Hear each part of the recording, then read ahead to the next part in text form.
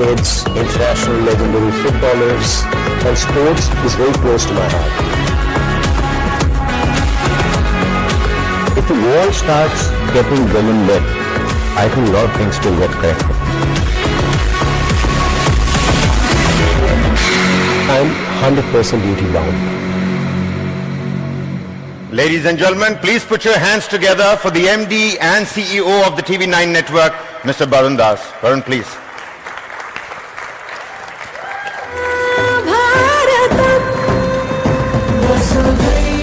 And well, let's also tell the audience that joining Mr. Barun on stage is again somebody who's a cinematic philosopher. He's directed legends, he's redefined genres, and now he's taking artificial intelligence head on. That's right, we're talking about somebody who's directed Masoom, The Bandit Queen, Mr. India, Elizabeth, and of course the list goes on, and now a pioneer of storytelling in the age of AI. Have a quick look. How original is originality? How real is reality? Where should the line be drawn? And where does the line blur? When storytelling meets AI, will it make magic or will mediocrity rule? Storytelling in the age of AI. Demystifying with Shekhar Kapur. In conversation with Barun Das. Well, the soul of Indian cinema to the heart of Hollywood, please put your hands together for Shekhar Kapur. Mr. Kapur, can we please have you here on stage? Well, there's the man right there.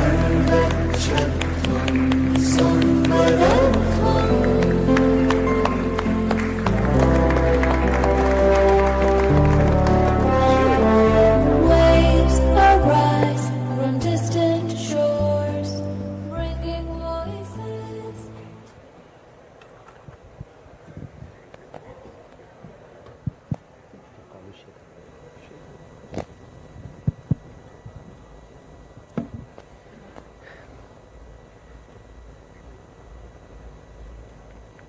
Good evening, ladies and gentlemen. It's an honor to be here. And it's even a rarer honor to share the stage with none other than Mr. Shekhar Kapur. Thank you very much for joining us this evening, sir. And I think to start with, we must congratulate you on winning the Padma Bhushan, the third highest honor of the country. A big round of applause for him. Oh, he's got it there. Well, we would straight away jump into the topic. You know, we've seen since maybe 4000 BC, when wheels were invented, then you had telephone, printing press, and then the internet, steam engine, in the 18th century, 1876 telephone. There were inventions which changed the course of the way we live. But never before we had started getting worried about the adverse effects of these inventions. And now the new AI, which is going to be an inevitable way of living with AI, but I think we have started getting equally worried about the adverse effect of AI, as much as the goods that it's going to do to our life and our world. So why do you think that AI could turn out to be a Frankenstein? Could Frankenstein, a demon? Well, Frankenstein wasn't really a monster. We made him a monster. Yeah. That's the whole thing. How do we perceive anything? We perceive AI as a big threat. Who perceives AI as a big threat? Let me tell you a story. Well, first, AI, there's never been a more democratic technology than AI. It's almost as powerful as the invention of the wheel. But now imagine if when they invented wheel, people said, now everything was rounded, all roll over and fall down on us. That's how we look at it. We're limited in our thought. But let me tell you a story. There was this CEO that was making his next $1 billion pitch. He goes to his office early in the morning. He wants to get ready for it. The only person there is the cleaning lady. The cleaning lady says to him, sir, there's like these papers I found in the waste paper basket. Are they important or shall I throw them away? He looks at them, it's his pitch. Now he says, how did my cleaning lady get my pitch? Should I fire my secretary? What am I going to do? But anyway, he said, no. He goes off. As he's going to the office, the cleaning lady says, sir, can I say something? He says, yeah, what is it? What's the problem? He says, sir, you're wrong. That pitch is wrong. And he says, gets irritated. He goes into his office, bangs his door, but doubt sets in. And he starts to look at his pitch, and then he sees that from under his door, the cleaning lady is pushing bits of paper and knocks on, sir, I've done a pitch also. Right. And I've not finished, and he looks at her pitch, and it's better. Why was the cleaning lady's pitch better than the CEO's? What does he do? Should he fire the cleaning lady? Should he fire himself? Should he make her the CEO? No. The cleaning lady learned a new language called prompting. And he was still in the old language of flowcharts, MBAs, Harvard, Wharton, everything. All that is gone. All that is gone. That's why I say it's a very democratic technology. There's a new language called prompting, which takes the old world away, and we are entering into AI is an existential change. It's not just a little thing that's happening, and you cannot isolate it. What's going to happen to film? What's going to happen to jobs? Whose jobs? People say, oh, it's going to happen to jobs. I say to CEOs, it's your jobs. Right. Now, the thing is that... But why was you tell me, why was the cleaning lady better than him? Why was he? Cleaning lady, why did she know more than he did? No, because she leveraged the technology that she had. And she didn't have to learn this. Yeah. But the thing is that I would also She wasn't chained by the past. Right. But cleaning lady possibly would not be able to execute those plans which she has submitted. That will be the CEO's job to do it. But what did you say? The plans or the strategies, putting them into practice, possibly that's the cleaning lady would not be able to do. I would presume. That's the wrong assumption. You're under threat. Your job's Possibly. under threat. Yes. Yeah. Now, what I was coming to the fact that originality versus adaptation. Is there a thread there in our field, in the field of media and entertainment? Would originality be one of the victims of AI? You can take the example of Nilesh, your cook, who has produced your the Masoom 2 script. Now that seems to be quite up there, what one can develop from there. Well, here's the story of Nilesh, if you really want to know. Everybody says make Mr. India 2. I said, no, I'm not going to make Mr. India 2, but I'll help you develop Mr. India 2. All the big writers came. All of them wrote plots, 3-page, 4-page plots. I'm sitting at my dining table. My cook comes up, sir, I've also written a story for Mr. India 2. Now I have a choice. I either read it or I don't get good food. So I said, okay, I'll read it. And I read it. It was the best. My cook wrote the best new plot for Mr. India 2, and I said, where did you get this from? He said, sir, well, you sit on ChatGPT. Not ChatGPT gave me the plot. So now your question is, are we losing originality, or is my cook, who's never written anything in his life, gaining something?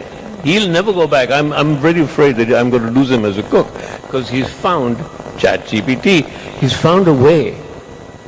The thing that's happening with AI is that if we draw a pyramid, it's the bottom of the pyramid that is going to benefit from this very democratic technology, because all technologies that get adapted from those that really want change, they need change. So that's a topic we're going to come to, democratization of Yes. script writing and content creation.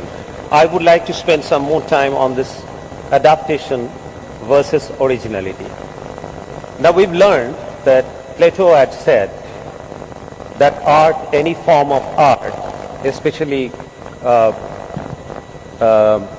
painting or music, what he advocated that it is a copy of what reality is. He said the reality is such and such. We perceive that in our mind, that's our perception, and then we convert that into art, right? So art is actually a copy of what's happening in the real life. Now, I understand that if you feed enough data to AI, he would be able to copy life to a large extent. But the script that Nilesh wrote, you also found some shortcomings in the script. So I would like you to share with the audience that what Okay. were the shortcomings of the script? Let's not get overwhelmed by human originality. I'll tell you where it comes from, but first let's understand. Let's take people, how many of you make series? How many of you actually watch television and watch series? Which of you don't? Okay, there'll be no hands. I had a meeting with one of the very big channels the other day, and I realized that they decide, their computers decide what they want to put out next. Right? There's 7 of them sitting there. 7 of them are sitting with notebooks and saying, yeah, this, they'll put in the computer. Their computer is also looking at data that has already happened to put in next. And I said, you know what? You guys should lose your jobs. There's 7 of you that are doing nothing. What you do in 1 month, AI can do in 5 minutes. It can predict everything. What do we do when we watch series? We love the characters. We like the characters to move in a certain way. We understand how the plot moves. AI can pick all that right up, right like that. It'll give you the next 10 episodes in 5 minutes. So they're out of a job. That's what the Hollywood strike was about. Yes, of course, we have to understand that AI scrapes things. It scrapes from here, it scrapes from there, it scrapes from there. So, but we as human beings, we have to worry about our own sense of inertia. It's our own inertia that will lead us to be dependent on AI. Otherwise, to me, for example, right now at this moment, ChatGPT and all the other places, they're great provokers. I talk to them, they talk back to me, I talk to them, they talk back to me. But if I follow them completely, then it's my own inertia that's following them, right? Okay, so yes, of course we scrape, but what is not AI? That's right. What is it that you didn't find in Nilesh's script? AI cannot fall in love? No, just 1 minute. That's something which I would like to spend some time on. Why do you think AI can't fall in love? AI can talk about love, AI can pick the greatest love stories of all time, it can analyze all the But love why stories. is that? Because AI cannot be afraid. We have not fed our data. We cannot teach a computer to be afraid because computer cannot, it can analyze fear, it cannot be afraid. See, as a kid, most of you, remember when we used to want to jump over a ditch? If there was a ditch in front of us as a child, what do you want to do? You want to jump over it. Why do you want to jump over it? Because you could fall into it. If you knew you were not going to fall into that ditch, you would not want to jump over it. If you knew that if you could climb a mountain without falling off, you'd be perfectly safe, you would not climb the mountain. So there is an element of fear in all of us that makes us want to jump over a ditch. Now AI, if there's a ditch, will calculate whether it can jump over and survive or it cannot jump over and survive. If it can jump over and survive, it'll jump. If it cannot jump over and survive, it won't jump. We as human beings, our sense of innovation, our sense of enterprise, our sense of mystery of life, our sense of love, our sense of faith, everything that we do that is completely heart-based, not mind-based. AI is not heart-based. Everything that we do emotionally and heart-based, AI cannot do because that's not the data we feed into it. Look, I would just like to spend Am I some time right? there. Is he just arguing with me for No. nothing? Right? I Okay, am sorry. quiet there. No, I'm quiet there. Okay. I just want to say that as we learned from Plato, that art imitates imitations of life. Down the line, Oscar Wilde also had said that the life learns more from art than art learns from life. So if that be true, I don't know what would stop AI to learn falling in love. Finally, it is the experience that it's gathering. Like for instance, on that context, I would also like to tell you that I often had asked my actor friends, how do I know when you're emoting, whether you are acting or that's real. You're such a good actor, whether you're really angry or you're showing that you are angry. How do I know that in normal life? So therefore, I don't know. That happens with human being also. So human being might be expressing love, but because of their career, their work, they are trained to express love also. So why can't you train AI? What was your first question? Then I'll come to the That's actor. a question. Why can't AI fall in love? Why can't you give the data Okay, to let's AI just that it will fall in love? Stay with me for a moment. Let's accept that life exists because it's a mystery, right? If it wasn't mysterious, if life was not mysterious, most of us would have just killed ourselves. If life was if tomorrow was exactly told you this is what tomorrow is going to be, tomorrow has no validity if it's not a mystery, right? We wake up in the morning and say, oh my God, what's going to happen today? Oh, I know exactly what it is. This is going to happen, and this is going to happen, this is going to happen. Most of us wouldn't exist. Because life, the idea of life only exists because there is a mysterious idea there. There's some kind of mystery, unknown, uncertainty. Although even all of us fight against uncertainty. You go down right now, you'll go to all the startups, they're going to convince you that there's no uncertainty, so you should invest in us. But the only reason they exist is because there's uncertainty. That's the big contradiction in the way we behave, right? So, AI cannot be uncertain because it is data-driven. We are not, as human beings, we are not data-driven.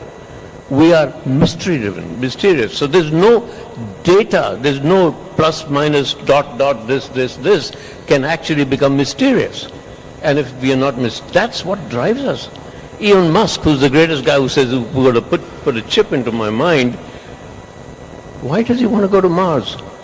Because he knows he couldn't go to Mars? No. He wants to go to Mars because he's going to be the only person who could possibly get to Mars and nobody else can go to Mars, and he might fail. The potential of failure is what drives most of us. And that's why I talk about the word inertia. Those that actually strive give in to the idea of fear and failure and try and overcome it. Then we'll always be ahead of AI. If we give up and become inertia, take AI will do whatever I need, it'll do it for me, then the human race is doomed. It depends on whether the human race has inertia or it can deal with its own inertia. My guess is it will deal with its own inertia because ultimately we're afraid of our own existence. Absolutely. Right? Yeah, it's something like that you can't feed that kind of a data in an AI that it comes up with the lyrics like why would I ever fall in love if my heart can't break? Is there anybody here who would fall in love knowing that my heart will never be broken? Because there's no love if your heart cannot. And Massimo teach the AI Masumiyat. Masumiyat? Yep. You can't, like the way you can't teach love. You cannot. You teach how once we develop all sense. My grandmother, okay, my grandmother, every time I give you dahi, curd, what she's doing, as if I'll pass my maths exam by eating curd. Now, science is telling me that she was feeding my gut brain. She was right. There's a new aspect of science that is just coming up which says that the heart sends more messages to the mind, to the brain, than the brain does the mind, which means it's not like we're falling in love and therefore the mind sends a message and it beats faster. No, the heart beats faster and that's how the mind knows. There's a difference. And as we develop that science, it's science, between the mind and the heart, we'll realize that AI belongs here. Because AI also, the mind is the one that says there's a past, present, or future. The heart doesn't. The heart only deals with what is. This moment, that's it. And it's gone. Now it's gone. Right? So, AI cannot do that. Right. So why do you think then there's that Hollywood writers, script writers, etc., they went on strike? So what were they trying to showcase? No, they went on strike because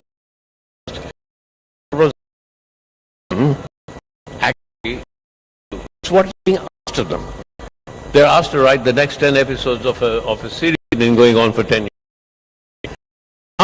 It's a little different, but still character, shift the character slightly, bring in something here. Yeah, like this, you know? So these script writers, because they're saying AI will take away all originality from us, what they're really saying to Hollywood is, you are not original. You are not asking us for originality. Because they were asking for, really asking for the unexpected. AI won't do that, cannot do that. So Inertia, that's what I'm saying. Yeah, inertia. So in our behavior, in the corporate behavior, how many of you work with corporations? And how many of you accept that you find a lot of inertia in the way corporates go? Yeah, completely. The moment you form a corporation, please tell that to all the startups, you are creating inertia, your biggest fight. And AI has it takes inertia out of the system. So it goes like this. So basically, if you're not good enough, then AI will replace you. If you're not good enough, AI might work. What is people have asked me, describe an organization. You run a huge organization. Saying the pyramid is good. What I'm saying is that AI taking inertia, it's stamping on the pyramid. The pyramid is now flat. Who runs it? Who's the CEO? Who's the cleaning lady? Who is in? These organizations. I'm getting away from. The reason I'm getting away from storytelling, the world changes. Yeah. We tell stories as the world is, right? If the world is going to an existential change, then there has to be an existential change. So, it's called the sparrow. Those birds flying, thousands of them will suddenly shift, as if they were one. And the thousands of sparrows. How does that work? Who decided? And they shift in complete unison.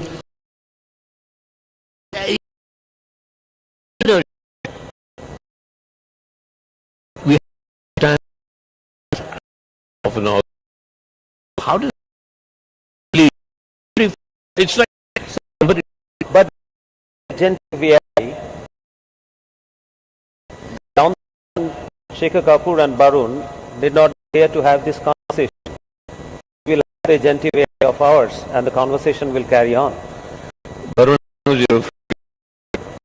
long as you feel fine, you can fall in love and say, "Oh, I love me. What do I do? What do I do?"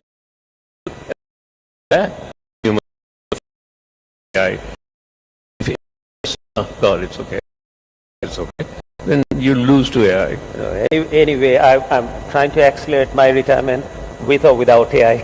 So that, now, you also have spoken about democratization of technology and your Dharavi project, QP. Would you like to share some bit of with us? Well, we've been talking about saying that AI is the most democratic technology we've had. AI, you see, he's cheated me and run away. He run away. We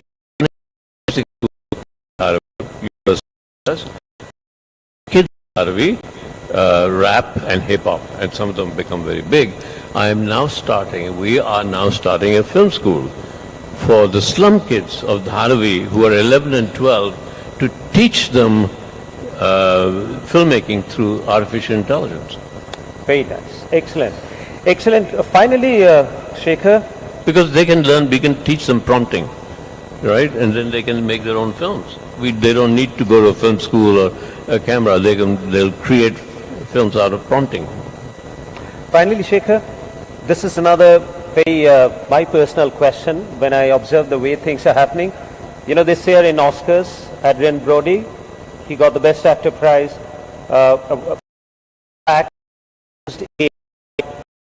To carry accents. Oscar has made it very clear that you can leverage AI, as you were saying.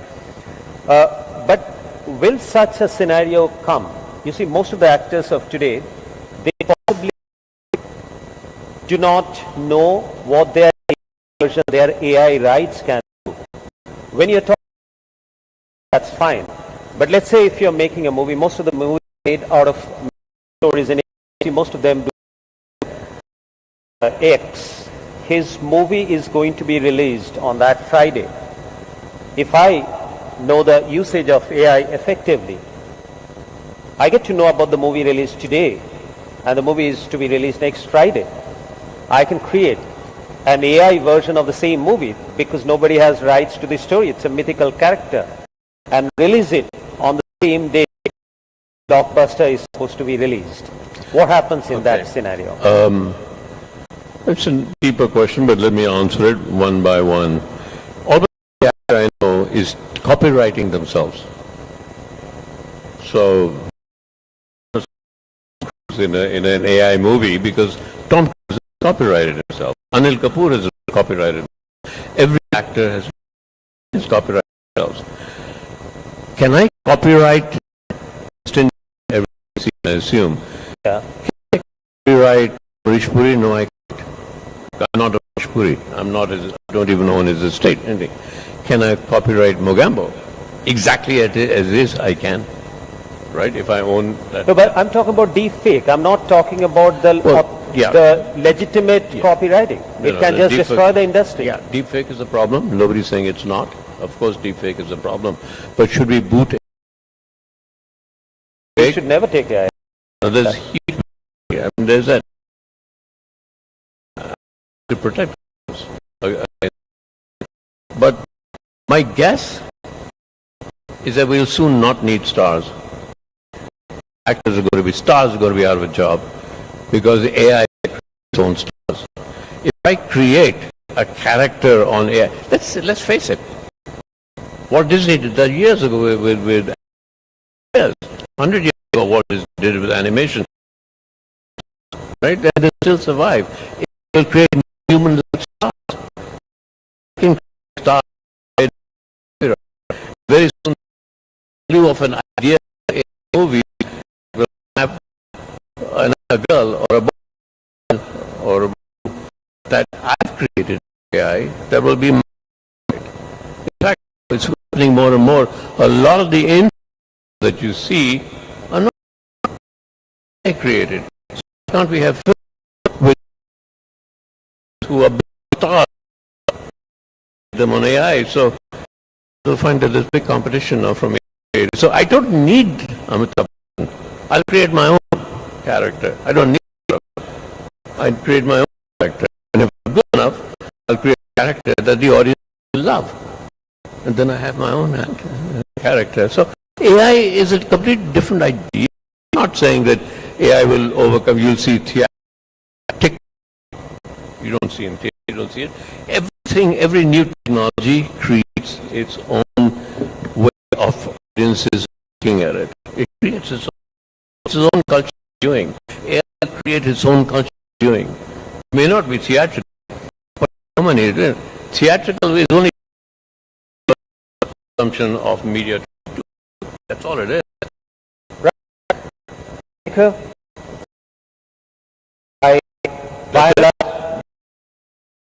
Thank you. Thank you. Thank you.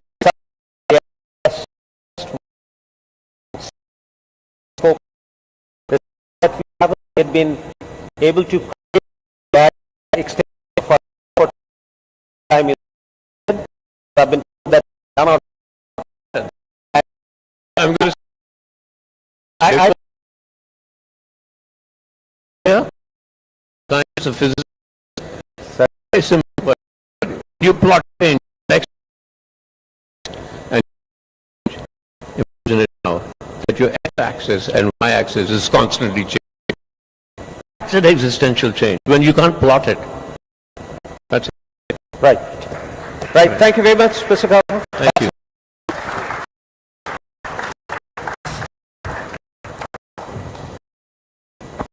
Thank you. Oh, yeah. Thank you so much, Mr. Kapur, for the riveting conversation. You know, next up on stage to do like Mr. Kapur, real life battles as well.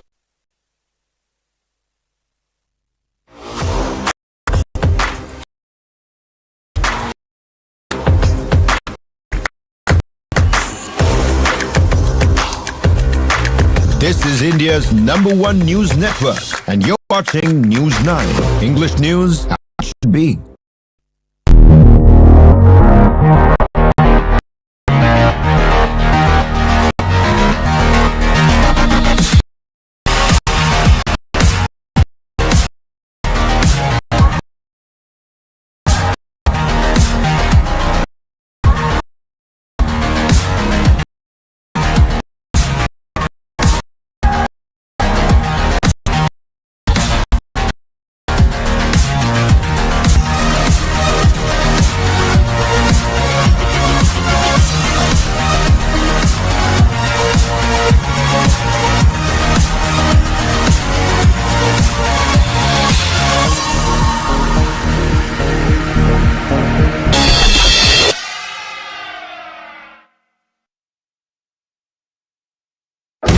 Smash your way to glory at the News9 Corporate Badminton Championship. Get ready for the ultimate badminton showdown. News9 presents the biggest corporate championship, a battle of skill, speed and supremacy. Cash prize of 6 lakh rupees across categories. Venue, Pulela Gopichand Badminton Academy, Hyderabad. Dates, May 9th to May 11th. A chance to showcase your talent and make a mark. The court is set. Are you ready? Register now. Presenting sponsor, Srinidhi University. Kindle the light within. Venue partner, Pulela Gopichand Badminton Academy, Hyderabad.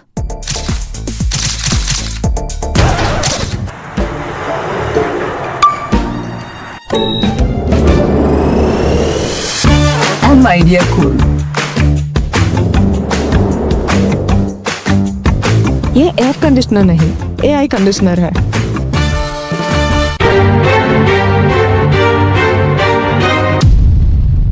Is life transactional by any chance? Of course. Everything in the creation affects everything else. You are not only an actor, you are an activist. Through my cinema, I've tried to always project what I really felt.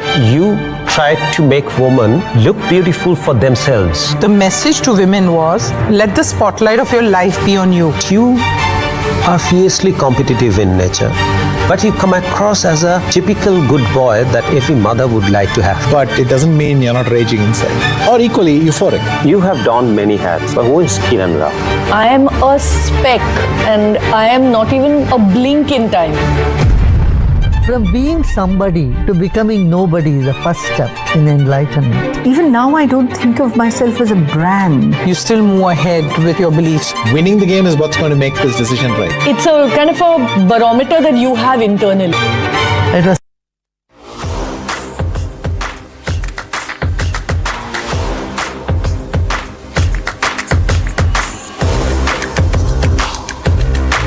This is India's #1 news network, and you're watching News 9.